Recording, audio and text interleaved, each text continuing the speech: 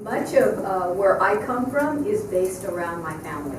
The values that my parents, my mother, who's an immigrant, came from Nicaragua, and my father, who came from Mexico. My father was a labor union leader, and he came up not because he sought it, but because the people at his assembly plant where he was working at asked him to be their leader, to be their voice. My father was educated in Mexico through kind of an informal process. He was going to be a priest, didn't end up being a priest, obviously, but studied very hard. He was very good at communication, both in English and Spanish. And I think that kind of gave him rise to what he would do later on in his life. But I saw him doing a lot of work in that particular industry on behalf of low income, low skill, many individuals that didn't have the appropriate skills to be able to negotiate for better health care, better wages, for safety and protection in the workplace. And my father was doing a lot of that while I was growing up as a child. And I remember very distinctly, and he reminded me of this, at the age of 14, he would come home, empty out his pockets, and there'd be crumbled up papers. And on those papers, they were written in Spanish, complaints of management and the business and how they were treating employees. My father said, "Mija, siéntate, I want you to sit down and I want you to translate these from Spanish to English, because I'm going to present them to management." And at that time, I thought, "Oh, Dad, you're keeping me from doing other things I want to do." Well, little did I know that fast forward 40 years later, my dad's telling that same story to the President of the United States, President Obama, in the White House. My dad had a chance before he passed away to meet my father, and Obama knew of my dad's history and said, "Senor Solis, thank you for sharing your daughter, allowing her to come and work in my administration." My dad said, "Well, Hilda's been involved in labor for a long time." And he starts telling me that story. And I was blushing. I was embarrassed. And yet it was an important moment for me to recall what my life, what my family, what those values have all helped to put me forward in the person that I am, and the characteristics and the values I have. It has not been an easy road. We grew up not even knowing we were poor. We actually qualified for many of the federal and state programs. But we were always taught to be very independent.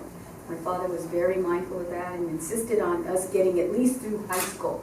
No one in my family had ever gone to college, so that would be a challenge if that were to happen. And I was very fortunate that I had at high school, maybe some of you have gone through this experience where you have people that tell you, "No, you're not qualified to go to college, go be a secretary, go be a clerk." Well, that's my experience. That's what I had.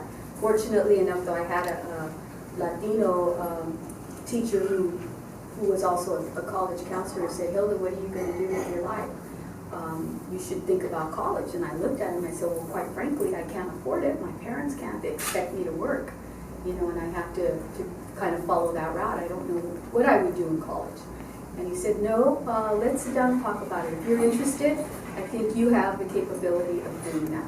So just for someone to pay attention and give me that consultation that I hadn't heard from anyone kind of sparked my interest. And he helped me kind of get through the process and also helped to allay fears that my parents had. Because that's the other thing, the cultural barriers that exist within our own families about letting go and letting you take risks and supporting you kind of eventually through that.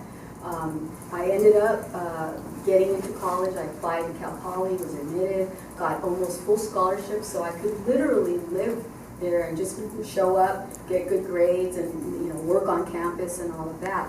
And I thought to myself, wow, what an opportunity. I've got to share this with other people. So I became very impassioned, started working on campus with groups that would go outside to low-income communities where I grew up, and started to pass that information along.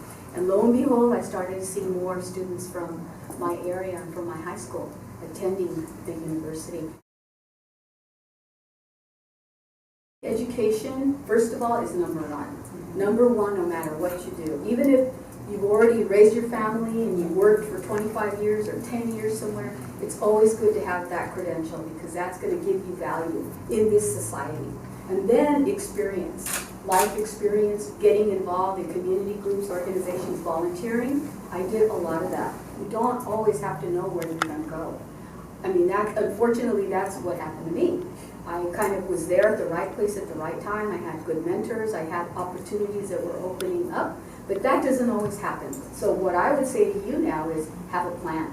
Make sure that you have a plan available and set those goals, and make sure that if you feel that somehow you have to retreat from it because things aren't going right, don't give up on it, but figure out another way around it. That's what I think I have been able to do.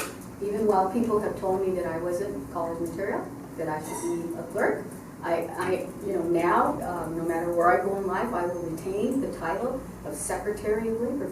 Not secretary for somebody, secretary of labor.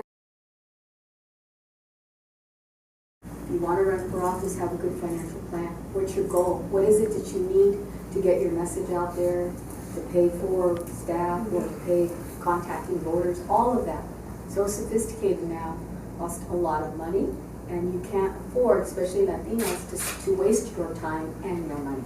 And you have to be really strategic on how you do that. So I would advise getting some good consultants, and you interview them, just like a job. Interview people, get the best, find out what their results are, what kinds of campaigns, do you line up ethically with them?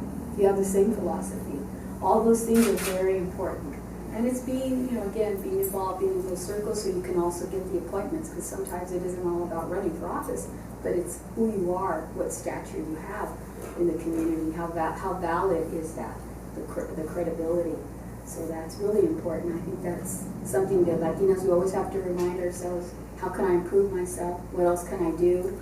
Where can I learn more? How can I add value to what I'm trying to do so that more people know about what I'm doing, and how can they get engaged?